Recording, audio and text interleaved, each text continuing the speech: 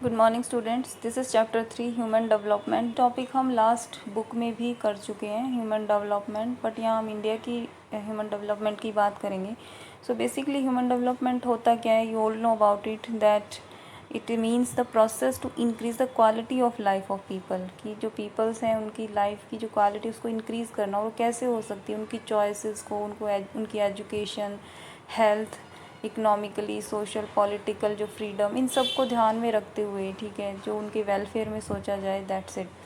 तो अब जो ह्यूमन डेवलपमेंट रिपोर्ट है HDR, अब इसके लिए जो मिनिमम कंडीशन क्या रखी, progressive democratisation and increasing empowerment, ठीक है। तो ये रखी गई ह्यूमन डेवलपमेंट के लिए कि जो ह्यूमन डेवलपमेंट है ना, वो पीपल के अराउंड होनी चाहिए, ना कि डेवलपमेंट के अराउंड हमें पीपल रखने चाहिए, जबकि पीपल्स को देखते हुए, ठीक है ना, सेंटर में पीपल होना चाहिए और उसके चारों तरफ डेवलपमेंट, मतलब उनके अकॉर्डिंग डेवलपमेंट होनी चाहिए। तो अब जो ह्यूमन डेवलपमेंट इंडिया में है, ठीक है, तो ये कैसे नापी जाती है हर एक कंट्री की, ये HDI वैल्यू के बेस पे देखते हैं। तो HDI वैल्यू है ह्यूमन डेवलपमेंट इंडेक्स वैल्यू कहते हैं इसे हम, और इंडिया की ये वैल्यू क्या है, 0.602 इट इज़। तो इसके अकॉर्डिंग जो 172 कंट्रीज़ में इसका रैंक जो इंडिया का है ना, 127 रहा है।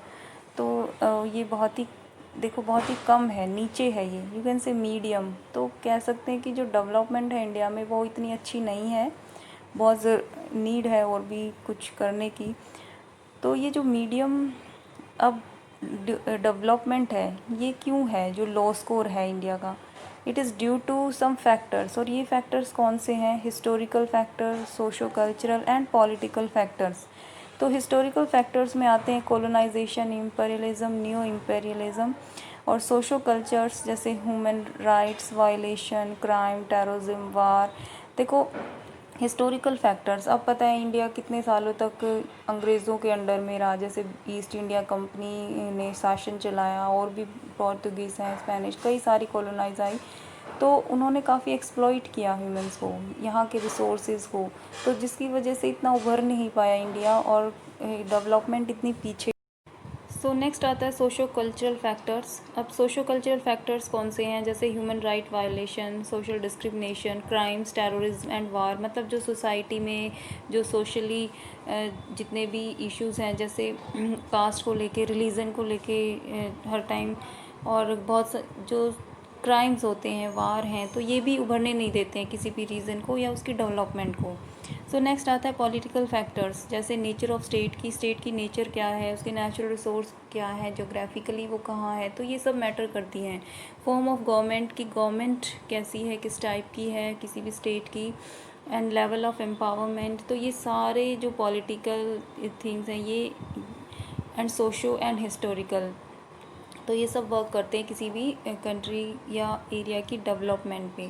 तो अब हमने देखो लास्ट जो ह्यूमन डेवलपमेंट देखा, तब हमने देखा था कि इंडिकेटर्स क्या हैं ह्यूमन डेवलपमेंट्स के। तो जो इंडिकेटर्स थे वो हैं life expectancy, literacy and per capita income. These are the main indicators ना, क्योंकि लाइफ एक्सपेक्टेंसी से मतलब है कि हेल्थ सबसे इम्पॉर्टेंट जो होना चाहिए, फिर है लिटरेसी मतलब एजुकेशन, पर कैपिटा इनकम की इनकम क्या है, तो ये सभी अब हम बारी बारी से देखेंगे। फर्स्ट क्या क्या है, देखो, इंडिकेटर्स ऑफ इकोनॉमिक अटेनमेंट। जो ह्यूमन डेवलपमेंट बेटर है तो वो पहले हम इकोनॉमिक अटेनमेंट देखते हैं।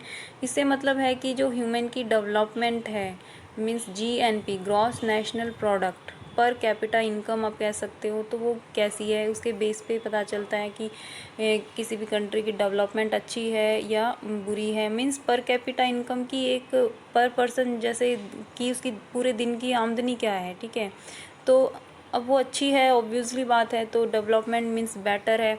लेकिन अकेले इकोनॉमिक ही नहीं है कि उसकी वजह से, मनी की वजह से ही सिर्फ डेवलपमेंट होती है, इसके पीछे और भी बहुत फैक्ट आगे हम देखेंगे। सो यहाँ देखो, वन साइड इंडियाज़ GDP जो ग्रॉस नेशनल प्रोडक्ट है, करंट प्राइस यहाँ पे दिया हुआ है कि ₹3200,000 करोड़ इट इज़।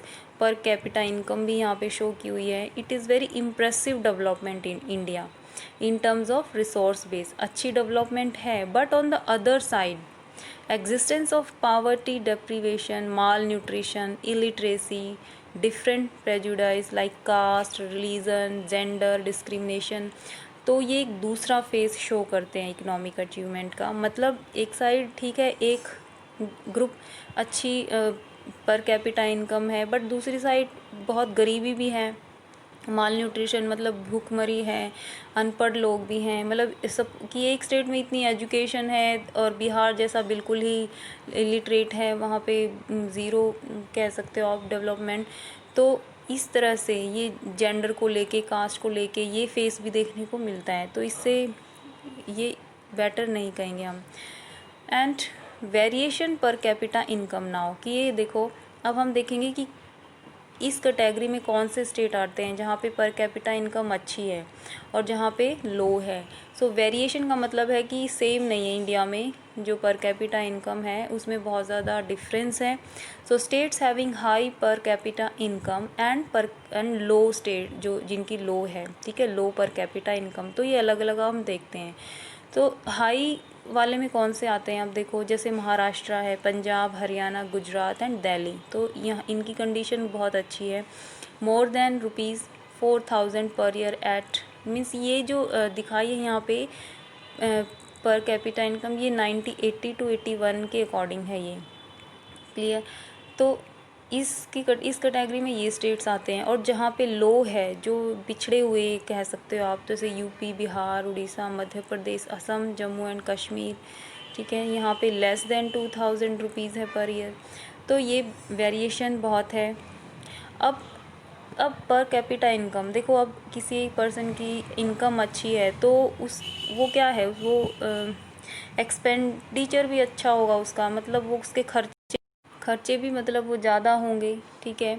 तो ये जो कंसप्शन है अब इनकम का, ये भी फिर वही वेरिएशन आएंगी कि जिन स्टेट्स में पर कैपिटा इनकम हाई है तो उनमें कंसप्शन भी हाई होगा, उनके खर्चे हैं जैसे तो वो ज़्यादा होंगे, जबकि लो वाले जो स्टेट्स हैं वही उनमें ये कंसप्शन भी कम मिलेगा। So there are large regional disparities in term of per capita consumption, ठीक है। तो जो डेवलप्ड स्टेट्स हैं जहाँ पे पर कैपिटा हमने देखा हाई है, जैसे केरला, पंजाब, हरियाणा, महाराष्ट्र, यहाँ पे तो यहाँ पे ये मोर देन ₹690 पर मंथ, ठीक है। अब पुअर जो स्टेट्स हैं वो वही यूपी, बिहार। तो कहने का मतलब है जिनकी हाई पर कैपिटा इनकम है तो वहाँ पे पर कैपिटा कंसप्शन भी हाई होगा और लो वालों में लो मिलेगा हमें। इकोनॉमिक अटेनमेंट के बाद now the topic is the poverty. Poverty देखो क्या है, it's a state of deprivation. In absolute term it reflects the inability of an individual to satisfy certain basic needs for, means क्या है कि देखो poverty अभाव की सिचुएशन है, ठीक है। मीन्स जब कोई पर्सन इनेबल होता है कि अपनी डेली नीड की जो उसकी ज़रूरतें हैं उनको पूरा करने में वो अक्षम हो, ठीक है, तो हेल्दी लाइफ ना हो, मीन्स जो भी एक होनी चाहिए, ठीक है, तो वो फुलफिल ना हो उसकी रिक्वायरमेंट, तो that is the poverty. And in India poverty varies among different states, Bihar and Odisha. अब ये जो पावर्टी है मतलब गरीबी, इंडिया में इतने सारे स्टेट्स हैं तो सब में ये डिफरेंट है। कहने का मतलब है कि कुछ स्टेट्स तो बहुत ही ज़्यादा गरीब हैं, कुछ मीडियम है और कुछ बहुत ही अच्छी सिचुएशन में हैं। तो पावर्टी बिलो पावर्टी लाइन में जो स्टेट्स आते हैं that is Bihar and Orissa, जिसमें 40% से भी ज़्यादा पावर्टी देखने को मिलती है। जबकि जो Madhya Pradesh, Sikkim, Assam, Tripura, Arunachal Pradesh, Meghalaya, Nagaland recorded more than 30%, ये इनसे बेटर हैं बिहार, उड़ीसा से, बट इनमें भी गरीबी 30% पाई जाती है, मीडियम यू कैन से। जबकि यूनियन टेरिटरीज़ फिर भी इनमें लेस पावर्टी हमें देखने को मिलेगी, जैसे चंडीगढ़, दमन दीव एंड दिल्ली, ये ठीक सिचुएशन में आते हैं। Employment rate for educated youth is only 25%। अगर हम इंडिया में बात करें एम्प्लॉयमेंट मतलब जो बेरोज़गारी बढ़ी हुई है, ठीक है, तो रोज़गार कितने परसेंट मिलता है एजुकेटेड यूथ को, दैट इज़ ओनली 25%। तो jobless growth and rampant unemployment are some of the major causes responsible for poverty in India. कि जो इंडिया में ये गरीबी है इसके बढ़ने का जो मेजर कॉज तो यही है कि इतने सारे जॉबलेस यूथ हैं, ठीक है, एजुकेटेड बहुत हैं बट उनको नौकरियां नहीं मिलती हैं, तो unemployment you can say that is the major cause. After that now indicators of healthy life, ठीक है। अब इकोनॉमिक अटेनमेंट के बाद अब हम देखेंगे हेल्दी लाइफ की, एक हेल्दी लाइफ के लिए क्या कुछ होना चाहिए, इंडिकेटर्स क्या होने चाहिए। एक तो सबसे पहले कि healthy and long life is important for everyone.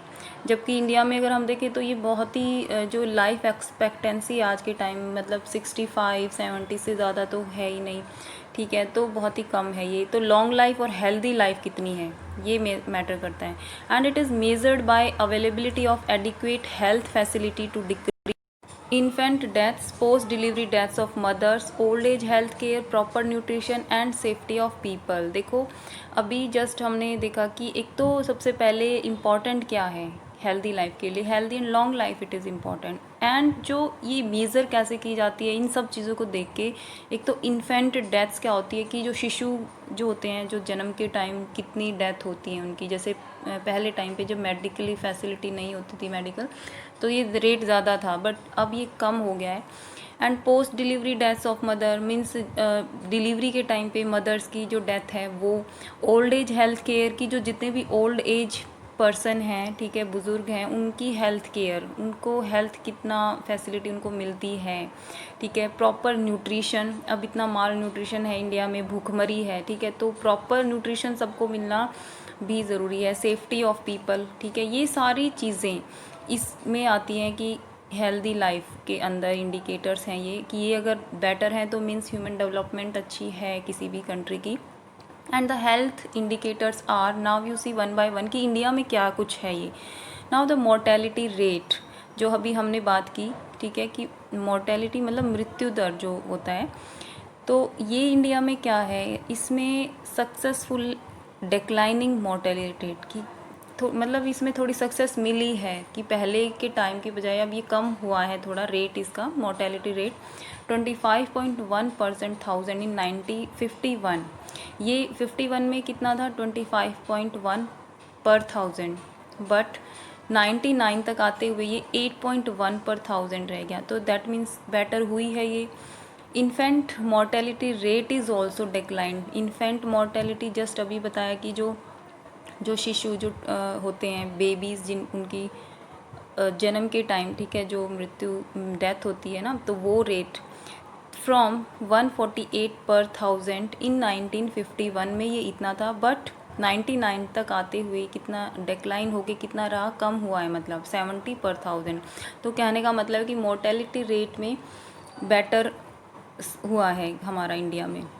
Next is the average life expectancy rate, जो लाइफ एक्सपेक्टेंसी की कितने साल जो आदमी जीता है ना, तो उसे हम कहेंगे इट इज़ इंक्रीज्ड, ये बढ़ा है 37.1 years to 62.3 years for males and 36.2 to 65.3 for females during 51 से मतलब 99 के बीच में जो सुधार हुआ है।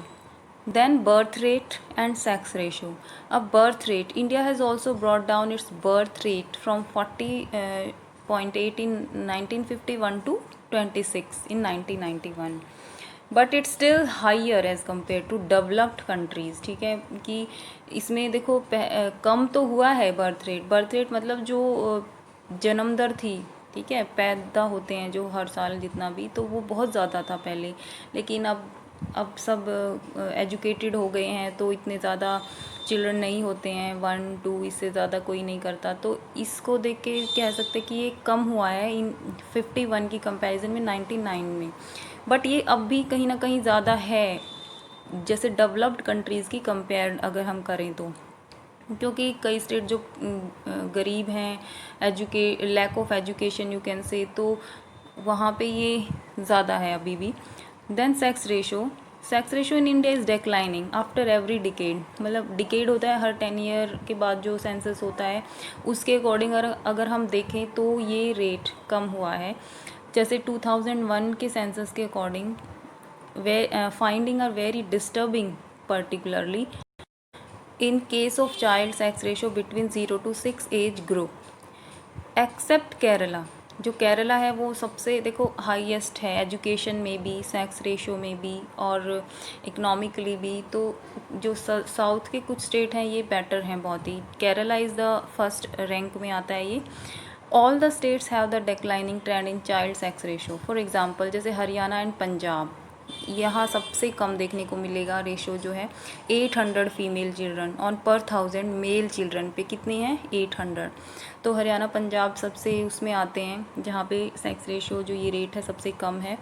And according to 2011 this decline against, but 11 की कंपैरिजन तो ये कम हुआ है, ठीक है। 2001 और 11 में जब हम अगर हम देखें तो ये 927 से 919 तक आया है। The indicators of social empowerment मतलब सामाजिक सशक्तिकरण। अब ह्यूमन डेवलपमेंट के लिए जो इम्पोर्टेंट कीज़ हैं वो हैं फ्रीडम फ्रॉम हंगर मतलब भूखमरी से आज़ादी या गरीबी की दास्ता, बॉन्डेज किसी भी तरह का बंधन, इलिटरेसी अशिक्षा कह सकते हो या और उसकी जो दूसरी फॉर्म है, ये सब क्या है की है ह्यूमन डेवलपमेंट की। अब एक्चुअल फ्रीडम हम कब कहेंगे पीपल की, जब वो अपनी योग्यताओं को मतलब अपनी कैपेबिलिटीज़ को और अपनी चॉइसेस को यूज़ करके एम्पावरमेंट और पार्टिसिपेशन करे, ठीक है। अब लेकिन ये जो पीपल है अपनी कैपेबिलिटीज़ और चॉइसेस को यूज़ कर रहा है वो अंडरस्टैंड करके ही करे किसको, सोसाइटी और एनवायरनमेंट को। और ये तब ही हो सकता है, this can happen through literacy means जब शिक्षा होगी। एंड लिटरेसी ही वो रास्ता है जिसकी वजह से जो नॉलेज और फ्रीडम मतलब ज्ञान और जो फ्रीडम का कि जो वर्ल्ड का डोर ओपन हो सकता है, किसकी वजह से, लिटरेसी, ठीक है, मतलब जो शिक्षा है। तो अब हम लिटरेसी देखेंगे इंडिया में कि so now let's see the literacy in India कि इंडिया में जो शिक्षा है वो कैसे है। अकॉर्डिंग टू 2001 सेंसस, ठीक है, इस सेंसस के अकॉर्डिंग इंडिया में जो लिटरेसी रेट है अबाउट 65.4% इट इज़। इसमें जब जो फीमेल लिटरेसी है वो 54 है, clear. According to 2011 74.4% and total literacy it is, जो हम अभी 2011 के अकॉर्डिंग 74 वो टोटल लिटरेसी रेट है, जिसमें से 82 and 65 are males and female respectively given here, ठीक है। तो यहाँ देख सकते हैं हम कि जो फीमेल की लिटरेसी रेट है वो बहुत ही लो है in comparison to males. So percentage of total literacy and female literacy are higher than the national average most of the southern states. तो यहाँ पे ये बताया गया है कि जो टोटल इंडिया की अगर हम लिटरेसी की परसेंटेज की बात करें और फीमेल की मतलब एक तो टोटल लिटरेसी, ठीक है, सभी का मिला के वो भी सदर्न स्टेट्स में ज़्यादा है, और फीमेल की लिटरेसी की बात करें तो वो भी सदर्न स्टेट्स में हाइयर है, एवरेज अगर हम देखें सभी स्टेट्स का। लिटरेसी रेट इज़ लो इन बिहार, बिहार में सबसे कम पाया जाती है लिटरेसी रेट, जबकि केरला की हाई है। You can see here 90.92% it is.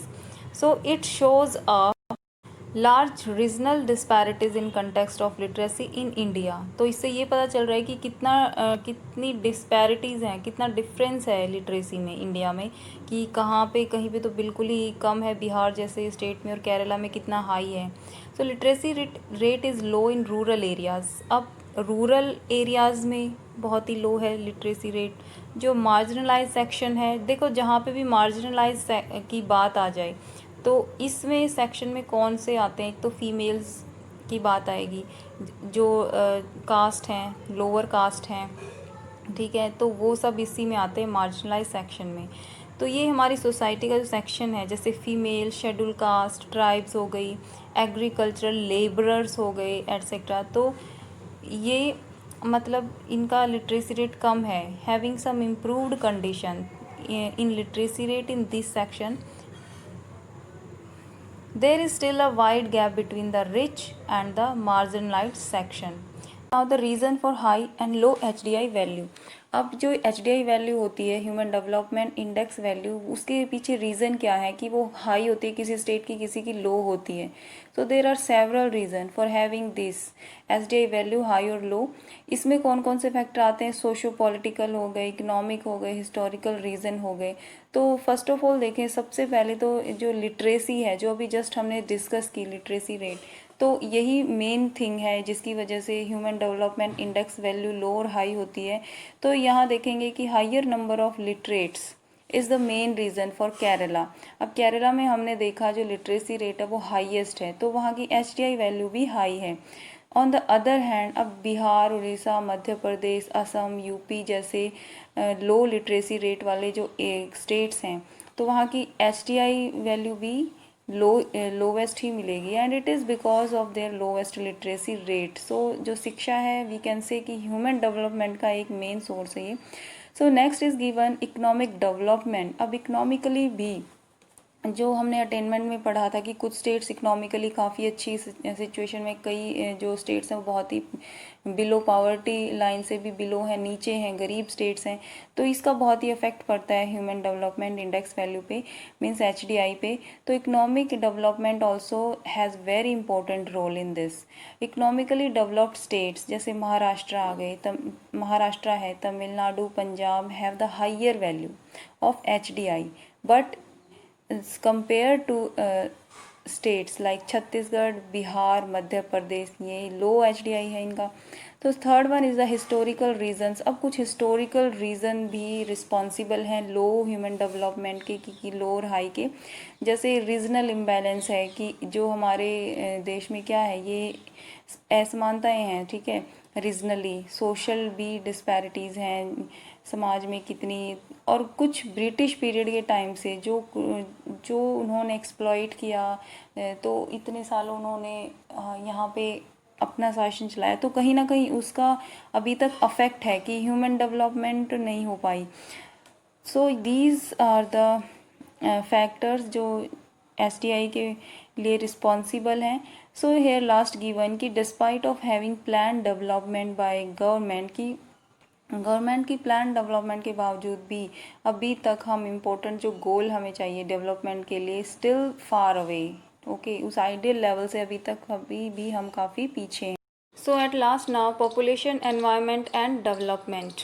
Development is important, ठीक है, डेवलपमेंट बहुत ही इम्पॉर्टेंट है क्योंकि इससे हमारी लाइफ की क्वालिटी इम्प्रूव्स होती है, but simultaneously it brought many problems, ठीक है। डेवलपमेंट की वजह से काफ़ी प्रॉब्लम्स भी हुई हैं, जैसे रीजनल डिस्पैरिटीज़, जो क्षेत्रीय असमानताएं हैं, ठीक है, सामाजिक कुछ इनइक्वालिटीज़ हैं सोसाइटी में, डिस्क्रिमिनेशन है, डिस्प्लेसमेंट ऑफ पीपल है, वायलेशन ऑफ ह्यूमन राइट्स, जैसे ह्यूमन राइट्स का भी वायलेशन हुआ है। तो कई चीज़ें सामने आई हैं, मीन्स कुछ प्रॉब्लम्स भी साथ साथ आई हैं, स्पेशली जैसे एनवायरमेंटल डिग्रेडेशन, एनवायरमेंट को जो ह्रास हुआ है, ठीक है, जो लिमिटेड रिसोर्सेज हैं उनको एक्सप्लॉइट किया जा रहा है। सो UNDP ने ह्यूमन डेवलपमेंट रिपोर्ट 1993 में ये ट्राई किया इन सभी इश्यूज़ को सामने रख के।